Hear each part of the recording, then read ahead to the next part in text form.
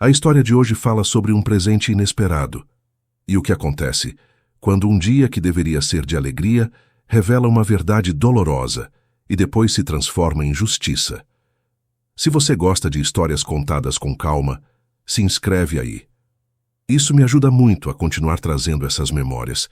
E se puder deixar um like, é uma forma simples de apoiar esse trabalho. Mas eu já te aviso, o que esse homem fez depois vai mexer com você. De onde você está ouvindo essa história agora? Me conte aqui nos comentários de onde você está ouvindo essa história, para eu saber até onde essas histórias estão chegando. O Natal daquele ano amanheceu com um céu pálido, sem a luz quente que eu tão bem lembrava dos natais de antigamente. Quando acordei, o cheiro de panetone ainda estava na cozinha, embalagens meio abertas, migalhas nos cantos, sinais de uma ceia que havia acontecido sem minha presença. Minha esposa já havia partido alguns anos antes, e desde então esses dias festivos eram mais memória do que celebração. Mas naquele Natal em particular, algo se dava além da minha saudade habitual. A rotina começou cedo, como sempre. Eu levantei com calma, colocando a camisa que minha esposa comprara para mim no último aniversário.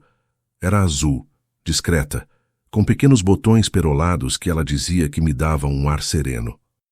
Caminhei devagar até a sala de estar, sentindo o rangido suave do piso sob meus pés.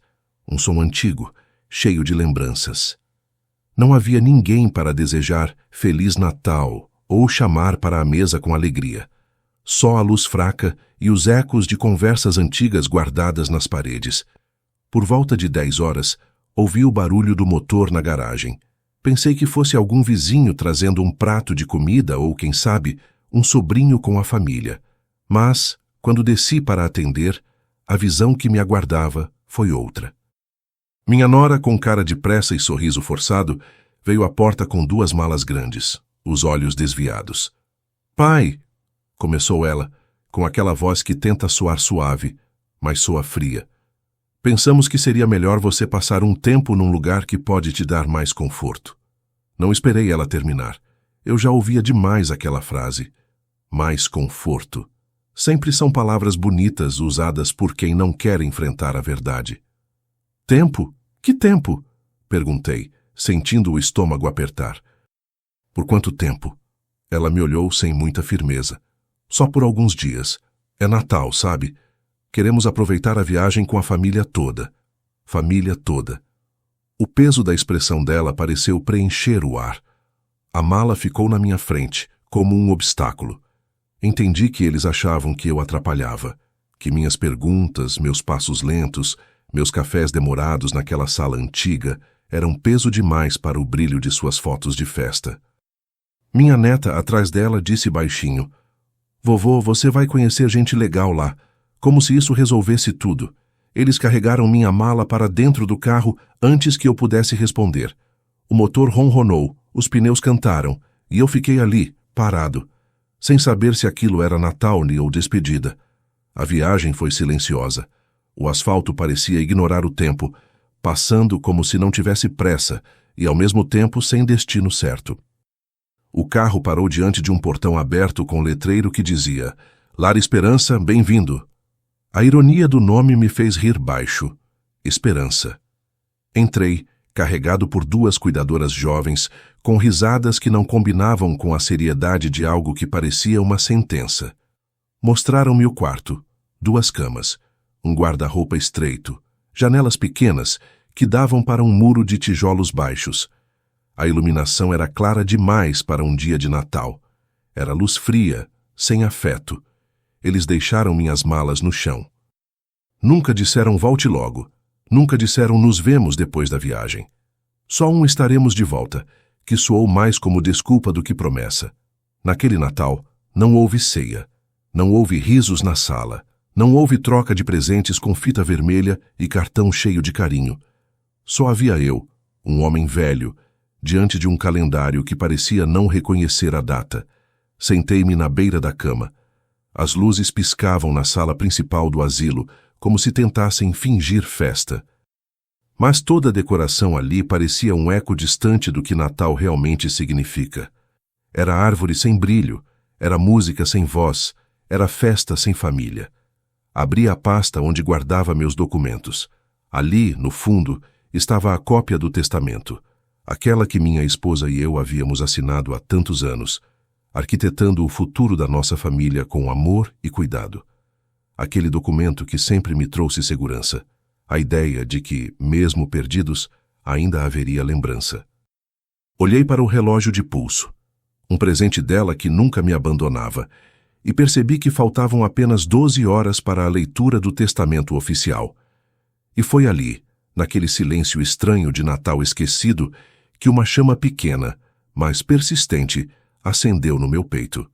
Não de vingança, mas de justiça, porque o que parecia apenas uma decisão de família, ainda não sabia que estava prestes a se tornar algo muito maior. A primeira manhã no asilo começou antes da luz nascer. Um barulho distante de carrinho metálico deslizando pelo corredor anunciou o início de um dia que, para mim, não tinha começo nem fim. Eu ainda estava sentado na beira da cama, com o relógio que minha esposa me dera na mão, quando ouvi o sino fraco vindo do refeitório. Não era um chamado caloroso. Era um aviso, quase um lembrete de que ali tudo acontecia sem pressa, mas sem espaço para escolhas. Levantei devagar. O piso frio sob meus pés me arrancou um pequeno arrepio, lembrando-me de que aquele quarto ainda não me reconhecia. A luz branca do teto não tinha memória. Era seca, lisa, impessoal. Caminhei até a janela pequena que dava para o muro de tijolos. Não havia jardim, nem árvores, nem vida verde que pudesse aliviar a alma. Apenas o muro, firme, imóvel, como quem diz, é só até aqui. O corredor estava silencioso, mas não o silêncio de paz. Era o silêncio de muitos pensamentos comprimidos, de vozes interiores que não encontravam saída. À medida que eu caminhava para o refeitório, senti o cheiro de café ralo misturado com o desinfetante que impregnava tudo. Aquele aroma se tornaria parte da minha rotina, como uma trilha invisível entre os dias. No refeitório, alguns idosos já estavam sentados. Escutava-se apenas o som ritmado das colheres tocando os pratos. Ninguém conversava. Alguns olhavam o prato sem realmente vê-lo. Outros mantinham os olhos fixos em pontos imaginários. Era como se todos carregassem memórias que, de tão íntimas, não cabiam em palavras. Sentei-me numa mesa próxima da janela. O café veio morno, numa caneca de plástico que afastava qualquer romantização da manhã. Tomei um gole e senti o gosto apagado, sem vida. Mas, de certa forma, havia ali um conforto. Aquilo era real. Não era falso como as palavras bonitas usadas pela minha nora na porta da minha casa. Era simples, sem enfeite, sem intenção de iludir. Enquanto eu comia devagar, lembrei-me de minha esposa preparando o café nas manhãs de inverno. O cheiro forte, o barulho da água fervendo, o cuidado com que ela dobrava os guardanapos e colocava minha xícara preferida na mesa. Aquele detalhe, a xícara escolhida, sempre significou mais do que qualquer presente caro. Era atenção, era amor traduzido em gesto. A microcena tomou forma na minha mente como um filme antigo. Ela de avental florido, mexendo o café com movimentos lentos. Eu, sentado à mesa, esperando o primeiro gole do dia. A luz dourada entrando pela janela, iluminando o vapor que subia da xícara, e ela dizendo, hoje o dia vai ser bom, meu bem. Sempre começa bom quando temos café. Sorri sozinho. Ali, num refeitório sem cor, aquela memória nasceu quente dentro de mim. Voltei para o quarto depois do café, e encontrei o senhor da cama ao lado dormindo profundamente. Seus sapatos estavam alinhados ao pé da cama, como se fosse hábito de uma vida inteira. Sentei-me na minha cadeira e fiquei observando o quarto. Era simples, estreito, sem muitas histórias ainda, mas eu sabia que carregaria as minhas, mesmo que ninguém pedisse para ouvi-las. Naquela quietude, outra lembrança da minha esposa surgiu. Dessa vez, uma memória da época em que nossos filhos ainda eram pequenos. Uma noite de Natal. Não este, o primeiro no asilo, mas um de quando a vida ainda tinha brilho. Eu e ela, montando a árvore enquanto as crianças corriam pela sala, rindo, brigando por quem iria colocar a estrela no topo. Lembro-me dela segurando meu braço e dizendo: quando ficarmos velhinhos, quero que o Natal continue com luz, mesmo que seja só eu e você. Naquele momento, éramos cercados de vida. E ela falava do futuro com uma doçura que hoje dói lembrar, porque no fim, a velhice veio, mas a luz não veio com ela, nem os filhos, nem a promessa sussurrada naquela sala cheia de alegria. Agora, sentado numa cadeira dura num quarto desconhecido, entendi o quanto aquela lembrança pesava. À tarde caminhei pelo pátio interno do asilo. O chão era áspero, as paredes descascadas. Algumas cadeiras de rodas espalhadas, ocupadas por pessoas que olhavam o horizonte inexistente. O vento que passava entre as frestas trazia um cheiro de terra seca, diferente do perfume de jasmim que minha esposa cultivava na varanda. Ali, naquele pátio simples, percebi como a ausência tem sons próprios. Ruído de passos lentos, respiração curta, conversas interrompidas, olhares que esperam algo que nunca chega. Era uma orquestra silenciosa, formada por vidas que ainda desejavam ser vistas. Passei por uma senhora que tricotava com mãos trêmulas. Ao me ver, ela sorriu de leve, sem dizer palavra. Um sorriso que, apesar de pequeno, carregava compreensão. Sorri de volta. Trocas assim, silenciosas, sustentavam os dias ali. Quando voltei para o quarto, sentei-me novamente com o relógio de pulso nas mãos. A leitura do testamento aconteceria à meia-noite, e meus filhos nem imaginavam. Para eles, eu era apenas o velho deixado de lado no dia mais simbólico do ano. Eles não sabiam que existia um documento que minha esposa e eu havíamos preparado com cuidado. Um documento que carregava não vingança, mas verdade. O tempo correu devagar naquela tarde. Deitei-me um pouco, fechei os olhos e fiquei ouvindo o som do corredor. Chinelos arrastando, enfermeiras conversando baixinho, portas abrindo e fechando. Tudo isso parecia fazer parte de um cenário onde o destino aguardava silencioso. E enquanto observava o teto branco e as sombras que dançavam com a luz da janela, entendi algo com clareza profunda.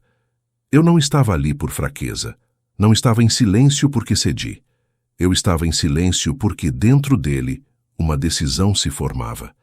Aquela decisão silenciosa que amadurecia dentro de mim, como um fruto que ninguém vê crescer, só ganhou sentido real quando abri novamente a pasta marrom no fim daquela tarde. O corredor estava quieto, o sol já não entrava pela janela, e o asilo ganhava aquele tom triste de final de dia, uma mistura de sombra e resignação que só lugares assim conhecem. Foi nesse ambiente que o passado começou a se erguer diante de mim, pedindo para ser lembrado com cuidado. O testamento atualizado, guardado com a firmeza de quem protege algo valioso, tinha o cheiro de papel envelhecido, mas também carregava outra fragrância, a memória dela, minha esposa. Meu porto seguro durante tantos anos. O toque dela ainda parecia repousar sobre aquelas páginas, como se sua mão suave tivesse deixado marcas invisíveis que eu ainda podia sentir. Ao tocar o documento com a ponta dos dedos, fui levado para muito atrás, para o tempo em que éramos jovens e tudo parecia possível. Eu lembrava de como construímos nossa vida com trabalho árduo, sem luxos, mas com dignidade. Meu primeiro emprego fixo no armazém. O dia em que comprei, com muito esforço, o terreno que depois virou a nossa casa. O sorriso dela quando viu as primeiras paredes erguidas, ainda sem reboco, mas cheias de futuro. O rádio antigo tocando uma música baixa durante o jantar. O cheiro do feijão cozinhando lentamente, enchendo a casa com promessa de aconchego. A risada dela ecoando na cozinha, enquanto eu tentava ajudar, sempre desajeitado. Essas lembranças voltaram como ondas calmas, cada uma trazendo mais clareza sobre o que realmente importava. Lembrei também do momento em que a vida deixou de ser tão generosa. Foi quando ela começou a adoecer.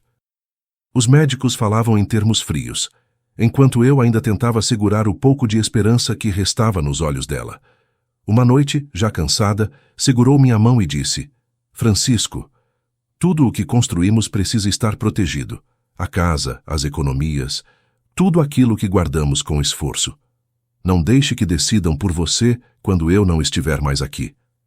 Essas palavras ficaram guardadas em mim como um segredo precioso. Não apenas porque era um pedido, mas porque vinham de alguém que sempre viu adiante. Minha esposa percebia os gestos pequenos, as mudanças de tom, as omissões que eu tentava ignorar. Ela sabia que o afastamento dos filhos não era acaso. Era hábito.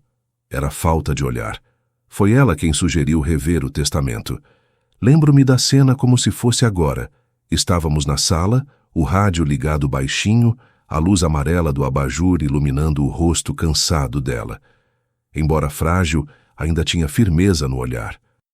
Quero deixar registrado o que é justo, disse ela com voz baixa, mas segura. Quero que você tenha paz quando eu não puder mais te proteger. Eu tentei argumentar, dizendo que os filhos cuidariam de mim, que não seria necessário pensar em coisas tão duras. Mas ela apenas sorriu com aquela tristeza mansa que só as mães têm quando conhecem profundamente a natureza dos próprios filhos. Eles te amam, meu bem. Mas amor sem presença vira costume. E costume não cuida de ninguém. Foi assim que, com testemunhas discretas e o advogado que nos acompanhava desde sempre, fizemos o testamento novo. Não foi uma decisão impulsiva. Foi ponderada, lenta, cheia de significado. Ela escolheu cada detalhe. Quem ficaria com o quê? Quem deveria carregar responsabilidades? E principalmente quem não deveria. Havia ali uma lógica emocional que só ela entendia plenamente, mas que eu respeitei sem questionar. Afinal, casamento é isso: dividir escolhas, dividir medos, dividir futuro. Depois da morte dela, guardei o documento na pasta marrom, junto às fotografias antigas e a uma carta que ela escreveu para mim, mas que nunca tive coragem de reler. A pasta tornou-se meu último elo com ela, com sua voz calma dizendo para eu não permitir que minha velhice fosse tratada como estorvo. E agora, naquele quarto apertado do asilo, deixado ali como se eu fosse peso morto, percebi que a decisão que se formava dentro de mim não era nova. Era cumprimento. Era fidelidade ao que ela pediu. Era a última promessa que eu ainda podia honrar. Olhei novamente pela janela e vi apenas o muro sem vida, mas dentro da minha mente, a luz do passado era viva. Lembrei-me da vez em que ela colocou minha mão sobre a dela e disse: "Se um dia você for tratado como alguém que não importa, lembre-se de que eu te vi. Eu te vi por inteiro." Essa frase me atravessou com força, porque naquele Natal esquecido pelos meus, eu finalmente enxergava o que ela quis dizer. Eles não me viam mais. Não o homem que trabalhou, que educou, que festejou, que amou. Só enxergavam a parte que lhes incomodava. A lentidão, a fragilidade, o corpo que precisava de cuidado. Mas ela me viu até o fim. E foi essa visão dela que guiou minha mão ao pegar novamente o testamento. Passei os dedos pela assinatura dela, tão leve quanto o som do rádio que costumava tocar na nossa sala. E entendi de forma quase dolorosa que meu destino naquela noite estava traçado muito antes de eu entrar no carro com malas prontas. Porque minha esposa, com sua clareza silenciosa, deixou para mim algo muito maior que uma casa, ou bens, ou instruções legais. Ela me deixou uma escolha. E naquela hora, ali no quarto estreito do asilo, com o coração pesado e ao mesmo tempo iluminado, eu soube com absoluta certeza. Naquela hora, ele soube. O que ela deixou com ele mudaria tudo. O sol daquela tarde já se inclinava para o fim, quando uma voz suave quebrou o silêncio habitual do corredor do asilo. Era a coordenadora chamando meu nome. Ela parecia nervosa, como se a presença da minha família lá embaixo fosse algo que mudara o ar por completo, e talvez mudara mesmo. Respirei fundo. Aquele silêncio carregado que eu guardava fazia sentido agora. Não era omissão, nem fraqueza, nem confusão. Era estratégia.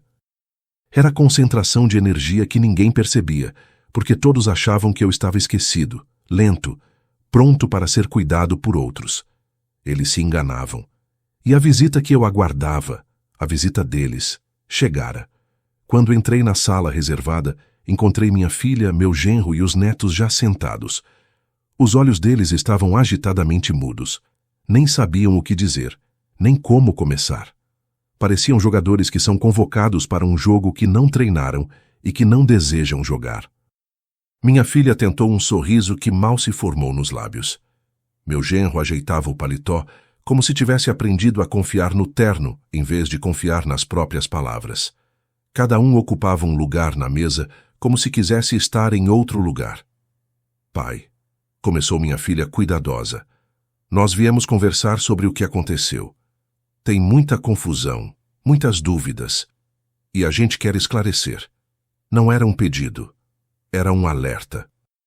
Observei cada um deles por alguns segundos que pareceram mais longos do que realmente eram.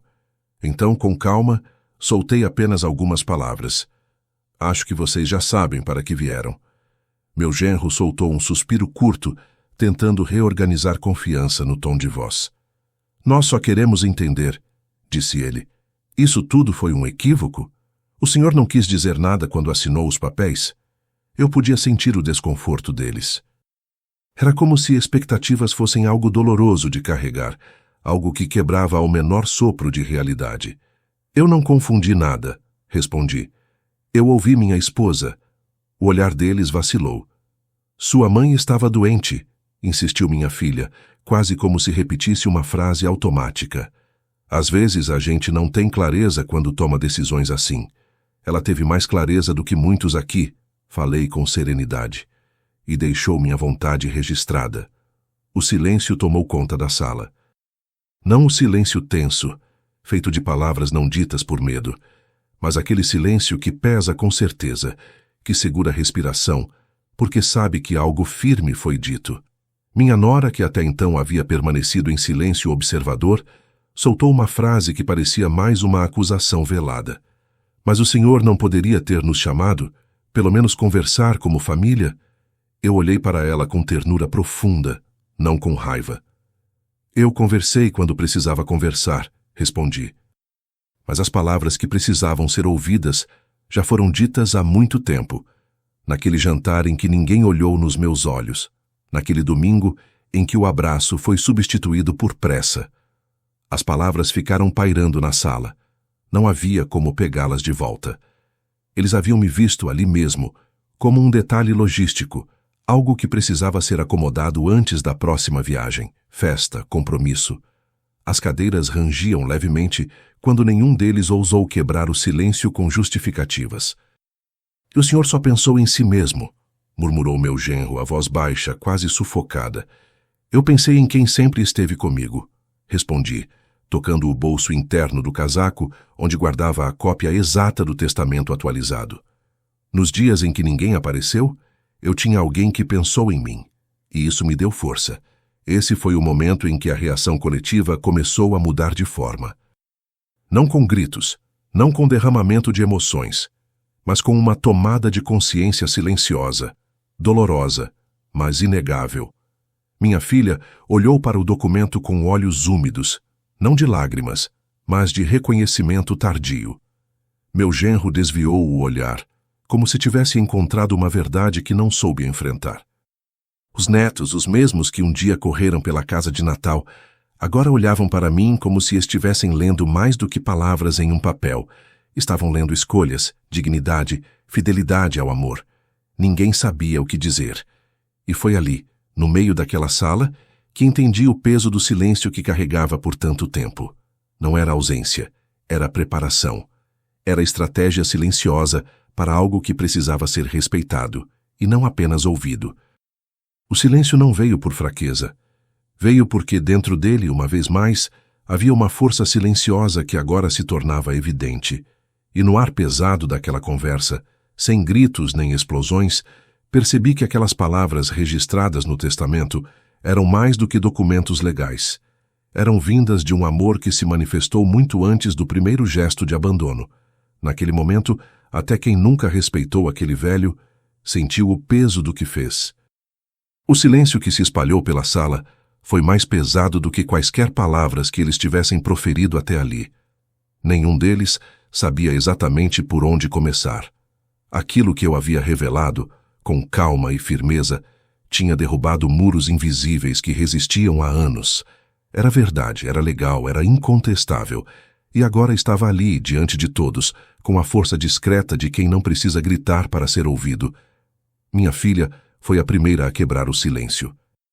Ela olhou para o documento, depois para mim com os olhos lucidamente úmidos. Eu não sabia, ela murmurou, como se repetisse para si própria, tentando encaixar cada peça nova daquele quebra-cabeça emocional. Eu achava que estávamos fazendo o melhor para você. Respirei fundo e olhei para ela com ternura, mesmo sabendo que nenhuma gentileza minha poderia apagar o que foi dito, nem o que foi feito. Fazer o melhor significa ver, respondi com calma. E ver não é olhar de longe. Ver é enxergar o outro como alguém que importa. Meu genro, ainda firme, mas com a postura tensa de quem tenta reencontrar dignidade em meio à confusão, cruzou os braços e disse: "A gente só queria que você tivesse cuidado, conforto, uma rotina tranquila." Olhei diretamente nos olhos dele, sabendo que aquela explicação era mais desculpa que verdade. O que eu ouvi em suas palavras não era cuidado, era vontade de se livrar do inconveniente. Era pressa em organizar projetos de vida que não incluíam quem envelheceu devagar demais para os planos deles. Cuidado não é sinônimo de exclusão, respondi. E conforto não é sinônimo de distância. Ele ficou em silêncio, como se minhas palavras tivessem atravessado paredes que ele achava que eram sólidas. Os netos, ainda calados, olhavam para o documento com um misto de curiosidade e confusão. Aquilo não era apenas um pedaço de papel. Era uma história de vida escrita com suor, com amor, com escolhas feitas no silêncio dos anos em que acreditávamos que entendíamos quem éramos. Então, a casa, disse a mais nova, com a voz fraca, foi para outra pessoa? Sim, respondi. Foi para alguém que respeita o que ela representa, não uma propriedade qualquer, mas um lar cheio de histórias. Eles não disseram nada por um tempo. Foi um silêncio pesado. Um silêncio que só quem já tentou falar e percebeu que as palavras não bastam, reconhece. Talvez naquele momento eles buscassem alguma forma de reorganizar o próprio mundo interno diante daquilo que eu lhes mostrara, que minha presença merecia mais do que o plano de me deslocar para longe, como quem descarta algo inútil. Minha filha baixou a cabeça, pensativa. Meu genro tirou o paletó e, por um instante, ficou ali com a gravata torta. Eles já não tinham mais a pressa de reassumir controle. Talvez fosse a primeira vez que encaravam uma verdade que não podia ser moldada por conveniência. Pai, ela começou de novo, num tom que mais lembrava pedido do que acusação. Talvez a gente tenha errado. Meu genro olhou para ela surpreso e depois olhou para mim. Algo no ar mudou. Não era perdão automático, não era reconciliação imediata, mas era uma porta que se abria, silenciosamente, para uma honestidade que não existia até alguns minutos antes. Talvez, ele murmurou, talvez a gente tenha sido apressado demais. Aquelas palavras, simples, tinham a força de um abraço demorado que ninguém havia oferecido antes. Não era desculpa retumbante nem justificativa enfadonha. Era reconhecimento. E reconhecimento, mesmo tímido, é o primeiro passo para quem engatinha de volta para a humanidade do outro. Ficamos ali por alguns instantes, no peso e na leveza daquele momento. Nada voltaria a ser como antes, nem para eles, nem para mim. As palavras lançadas, as verdades reveladas, as escolhas feitas, tudo isso tivera efeito. Meu neto mais novo se aproximou timidamente. Vovô, ele disse, quase num sussurro. Me desculpa. Não foi um pedido elaborado, nem cheio de floreios. Foi simples como quem reconhece que, mesmo sem intenção cruel, há decisões que ferem quando se escolhe confortar-se na pressa. Não respondi com raiva. Não precisei. Porque a voz dele, ainda jovem, ainda aprendendo, agora carregava um peso que antes era inexistente. Aceitação. Minha filha se levantou, respirou fundo e disse: "A gente precisa conversar com mais calma, entender o que aconteceu de verdade." Eu assenti devagar. Não havia necessidade de pressa. nem de urgência. Nada apagaria as palavras duras do passado. Mas havia espaço para a reconstrução. Não como antes, mas como algo diferente, mais sincero. E ali, naquele silêncio reverente, percebi que nem todas as feridas exigem gritos para começar a cicatrizar, porque às vezes, ouvir em silêncio é o que mais transforma. Naquela hora, ele não chorou, apenas fechou a porta, com dignidade. O sol já estava baixo no horizonte quando saí do asilo naquela tarde. O mundo lá fora parecia fazer pouco barulho, como se estivesse respeitando o novo silêncio que surgira dentro de mim. Mesmo assim, sentia algo diferente a cada passo que dava. Não era tristeza nem conformidade. Era uma espécie de leveza profunda que eu não experimentava há muito tempo. Meus filhos saíram logo depois de nossa conversa. Não houve bate-papo prolongado. Não houve abraço de despedida. Eles caminharam para longe com passos resignados, talvez pensando em como reorganizar as próprias vidas depois daquela revelação inesperada. O caminho deles se abriu para o cotidiano lá fora, e o meu permaneceu firme na tranquilidade do que havia sido decidido com verdade. No dia seguinte, recebi uma visita inesperada. Era ele, o caseiro da nossa antiga casa. Seu nome era Joaquim. Era um homem simples, calmo, com mãos grandes e olhar gentil. Ele apareceu na porta do asilo com as mãos cruzadas na frente, como quem não quer atrapalhar, mas não consegue ficar longe de algo que sente como certo. Seu Francisco, começou ele com um tom respeitoso. Vim saber se o senhor está bem, ele disse seu com reverência, não como formalidade, e isso já dizia mais do que muitas palavras poderiam. Ele segurou a mão que eu estendia. Havia sinceridade ali, não condescendência. A casa está do jeito que sua esposa sempre quis, disse ele com suavidade. Reformei o jardim, arrumei a varanda, coloquei umas flores que ela gostava. Ele respirou fundo, como se guardasse a memória dela junto com a minha. Eu sempre admirei o jeito de vocês cuidar de tudo. Não era piedade, era reconhecimento. A casa que antes era um lugar repleto de histórias de vida, agora era também um espaço de continuidade. Não um espaço vazio ou fechado pelo tempo, mas uma casa viva, aberta para quem sentisse respeito por aquilo que ela representava. Ele me contou como havia pintado o portão de azul, da mesma cor que minha esposa dizia, que lembrava o céu de domingo quando éramos jovens. Contou como as janelas foram abertas para deixar o vento entrar, para que o ar daquele lugar fosse leve como lembrança boa e não um depósito de memórias trancadas. E as pessoas, ele continuou, elas têm vindo. Vizinho, amigos. Alguns trazem chá, outros trazem histórias antigas. Havia algo no modo como ele dizia histórias antigas, que fez com que eu percebesse. A casa não ficara vazia. Ela ganhara vida nova por meio de lembranças e cuidado. Meu coração apertou de um modo diferente, não de dor, mas de gratidão. Porque mesmo que meus filhos tivessem resistido à ideia, ainda existiam pessoas no mundo que entendiam que cada casa guarda um pedaço de alma de quem viveu ali. E o senhor? Perguntei a ele. Como tem sido para você? Ele sorriu com leveza. Tem sido bom. A casa merece isso. E eu aprendi muito com o que o senhor e sua esposa construíram. Era uma resposta simples, mas tinha a profundidade de anos de respeito e presença. Ele me convidou para ir até lá. Não imediatamente. Ele sabia que eu estava no asilo e que minha rotina tinha um ritmo diferente do de quem vive fora. Mas disse que a casa estava sempre aberta para mim, que as flores ainda esperavam pelo meu olhar gentil, que o jardim precisava ser visto, como quem vê um antigo amigo.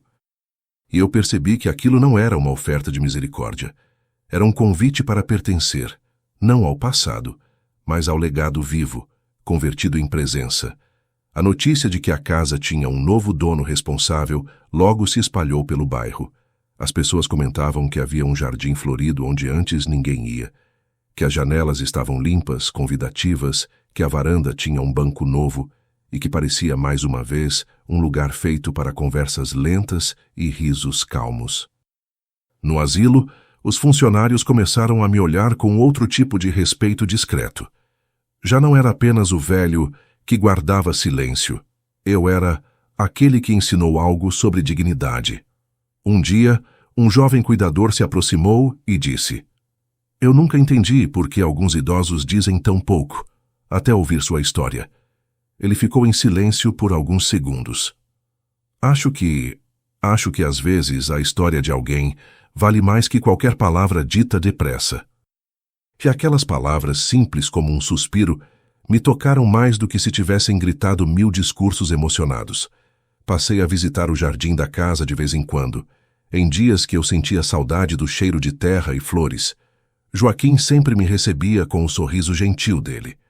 Às vezes, estávamos em silêncio, só escutando o vento, como se ele carregasse histórias pelo ar. E mesmo depois que ele se foi, o nome dele ficou nos lugares onde só existia silêncio.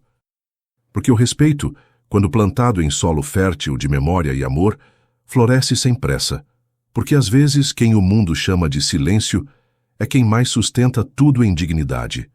Os anos que se seguiram ao Natal, em que mediocridade familiar tentou apagar quem eu era, trouxeram mais do que mudanças silenciosas. Trouxeram reconhecimento em formas que eu jamais imaginei. Com o jardim florido como testemunha e a varanda da casa que agora irradiava lembranças, eu passei a sentir algo profundo, a constatação de que a vida, mesmo na velhice, tem caminhos inesperados. Muitos daqueles que vinham ao jardim não me conheciam pessoalmente. Eram vizinhos curiosos, pessoas que ouviram falar da história em conversas de esquina ou em cafés, ou visitantes de famílias que queriam ensinar aos filhos e netos sobre respeito aos mais velhos. Alguns traziam flores, outros fotografias antigas de quando a casa ainda era cenário de risos em almoços e natais. Alguns apenas se sentavam em silêncio no banco sob a árvore, como se ali encontrassem um refúgio para o coração. Os anos escorreram lentos, mas não vazios. As estações mudaram, o vento trouxe cheiros novos e familiares. A primavera pintava flores em cores que eu nem lembrava existir. O outono, por sua vez, deixava uma poesia tácita nas folhas caídas. E em cada ciclo, a lembrança da minha esposa parecia dançar no ar, como se ela ainda sussurrasse palavras sobre vida e dignidade. Um dia, o neto mais novo, aquele que me pediu desculpas no asilo, voltou à casa, já adulto, com a barba rala e o coração maduro. Ele caminhou pelo jardim, tocou as pétalas das flores, encarou o portão azul e respirou fundo. "Vovô", disse ele, a voz cheia de respeito. "Eu me tornei quem sou, por causa do que o senhor fez." Eu sorri. Não havia orgulho egoísta. Havia paz, porque minhas escolhas, antes consideradas radicais por alguns, abriram portas na consciência dele. Ele havia estudado para ser enfermeiro e agora passava seus dias cuidando idosos com o mesmo cuidado que aprendeu a ter comigo. Outros vieram também com histórias de transformação. Uma senhora que tinha medo de envelhecer sozinha encontrou coragem para manter viva a conexão com familiares. Um senhor que havia se isolado por orgulho redescobriu o valor de um abraço demorado. Crianças que frequentavam o jardim aprenderam que nem todo velho é história antiga. Alguns são razões para mudar o presente. A casa passou a ser chamada por muitos de Casa do Respeito. Era um apelido, sim, mas carregado de intenção. Visitantes deixavam cartões, frases discretas, trechos de poemas sobre dignidade humana. E a cada uma dessas contribuições, elas eram colocadas em um mural especial, dentro da sala onde antes morava apenas o mobiliário simples. Agora lá, penduradas com carinho, estavam palavras d'alma, escritas por mãos que aprenderam a ver o valor de cada vida. O asilo também mudou. A equipe de funcionários, inspirada pela repercussão da história, começou a olhar para os residentes com outro sentido de humanidade. Não mais como metas a cumprir no dia, nem números a serem registrados em formulários. Eles se tornaram ouvintes atentos, pessoas que sabiam, pela experiência, que cada silêncio pode ter histórias escondidas dignas de ser escutadas. Lembro-me de um momento especial. Uma missa realizada na casa da comunidade, onde o padre contou, sem mencionar nomes, mas com reverência no tom, que existem vidas que ensinam mais com dignidade silenciosa do que gritos frenéticos. Aquilo ecoou entre os presentes como uma verdade simples, mas profunda. E claro, havia também os dias em que eu sentava no banco da varanda sem pressa, olhando o jardim que florescia sem exigir nada além de cuidado. Ali eu encontrava paz, porque ali estava representado o ciclo completo do que fora construído: amor, dor, decisão e memória.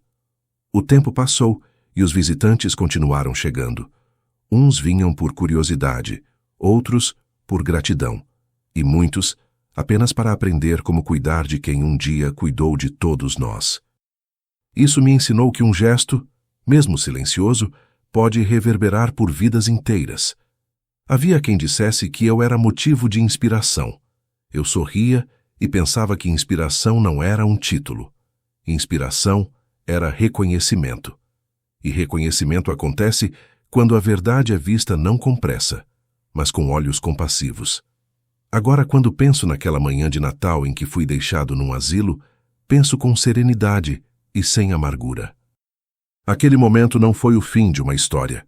Foi o início de algo mais vasto, algo que tocou corações, redesenhou atitudes e ensinou que o cuidado com o outro começa com o ato simples, mas profundo, de enxergá-lo de verdade. E quando finalmente deixei este mundo, não houve silêncio vazio em torno de mim.